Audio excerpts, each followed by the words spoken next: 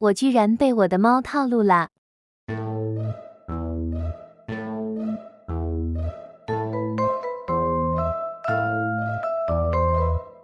米粉儿，听说你过年收到了很多红包。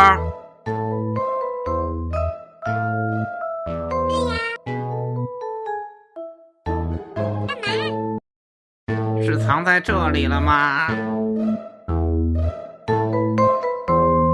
我去，这么多！那个什么，要不爸爸先替你保管一下，等你结婚了再给你。奶奶，就是他。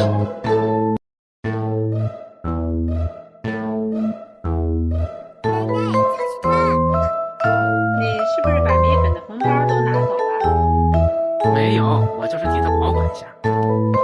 那你和米粉的红包先放我这里保管吧，等你结婚的时候再把红包给你。你让我的内心荡漾，展开了想象，被困在海的中央，很明显已经变好。